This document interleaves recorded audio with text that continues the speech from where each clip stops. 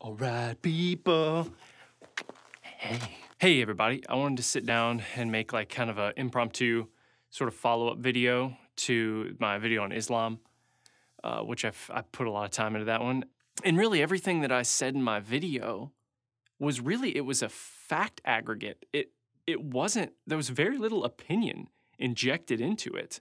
I tried to keep it as objective as possible and just present a bunch of facts that weren't necessarily disputable and just be like, just look at the hard evidence. Nothing I'm saying of my own opinion that I'm trying to convince you of, but just look at the hard evidence and see what is clear to be seen if you look at it objectively. While I was making it, I think it was the day after I filmed, the attacks happened in London, or the attack happened in London.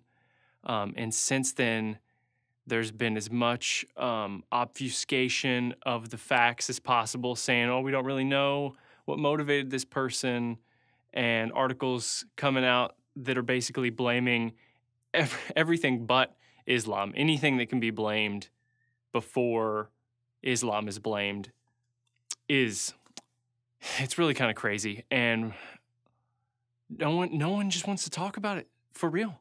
No one just wants to be honest about it. One of the craziest ones was a tweet from a guy. I can't remember exactly what the tweet said, but it was basically like, look at all the wonderful diversity in the victims in London. And it went on to name each of the ethnicities of the victims. And that, oh, look at all these nice cultures we have here to murder in London. Isn't it great? Isn't multiculturalism great? We all bleed red, and we're all the same on the inside. I can see his insides. It was just the idiocy in that tweet. Like, again, taking it all back to race, collapsing it all back to race. That's all you care more about the skin color of these people than you care about who they are, or the fact that they're fucking dead, or the fact that they've been murdered. You want to completely forget about that, and all you want to do is boil it down to how amazing it is to have a bunch of different colored people in the same spot. It was just, it's gross, it's racist. It's not, but it... Yes, thank you, Ben. It was gross and racist. It's really awful that, again, there's no actual discourse happening about the giant problem, the huge fucking elephant in the room. No one's talking about it.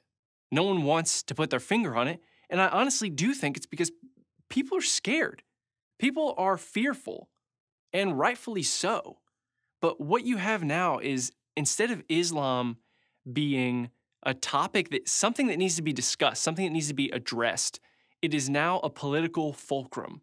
So you have the left and the right tugging to get voters based on opinions of Islam. So on the right, what you have is basically, oh, we're gonna blow them all up. We're gonna go kill them. We're gonna stop them.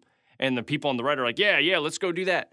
And then the left, just to oppose the right, just to be opposite, they are, oh, Islam, it's the greatest. Let's let everyone in. Don't say anything bad about it. It's like, I think it's a mixture of fear and just wanting to be the opposite of the right. So they're like inviting and saying as many nice things as they can about Islam in hopes to, one, win voters, and two, maybe convince the people that are the Islamists that are plotting against them to kill them that oh, maybe we shouldn't kill them because they seem like nice people. They like us. It's like this weird, it's a political tipping point as opposed to an honest conversation. What we have here really is a religion that has been suspended in time. They've been contained, for the most part, to their section of the world that just isn't as developed. They don't have the same level of information we do, and it has maintained its same tenets for centuries. And now it's spreading. And so these dated old ideas are attempting to coalesce with a developed world and it's just not going to work. And instead of people talking about it and being honest, you just get fucking sanctimony.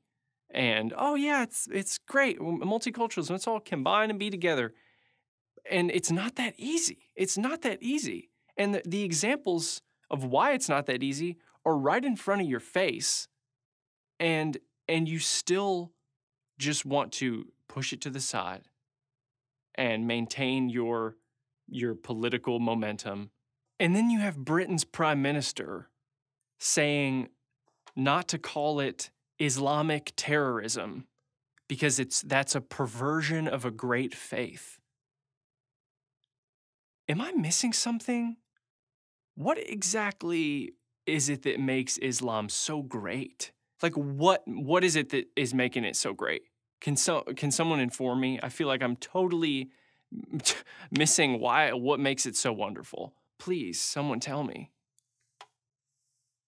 At least she did say it should be called Islamist terror instead, which I'm happy to see the term Islamist kind of gaining some traction and being more widely used. If that's the way it goes, that's fine. I still feel like it's kind of a bit of a semantical game to play like that, but at least it makes some sort of distinction, so we don't have to keep repeating not all Muslims, because God, I've heard enough of that shit. We know, but there's a problem, and you're not going to solve it by saying not all Muslims every time, okay?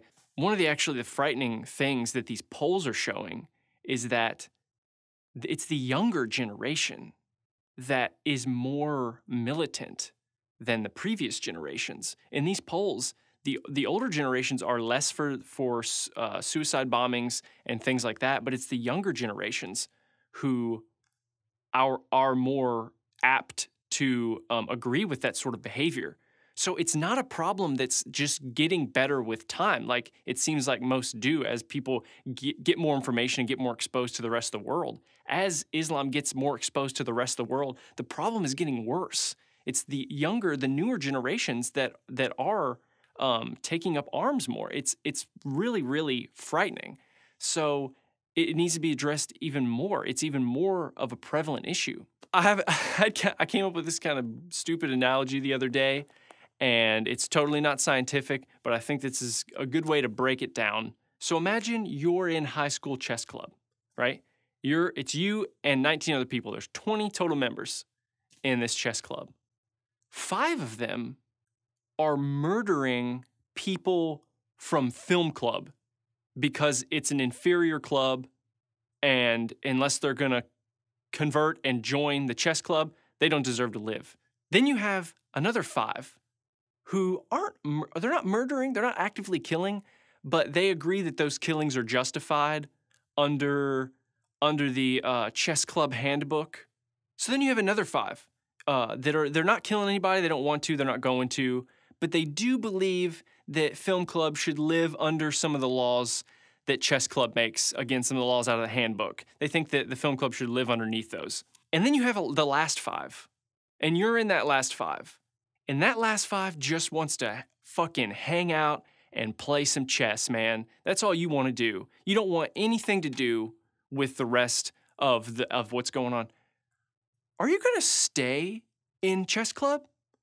Are you going to speak out against all the crazy other shit that your other members of your club are doing? Are you going to attempt to reform it? Are you going to try and change it? Are you going to defend it? What are you going to do? And in the meantime, it only makes sense for everyone else to be saying, what the fuck is going on in chess club? There's a problem in chess club.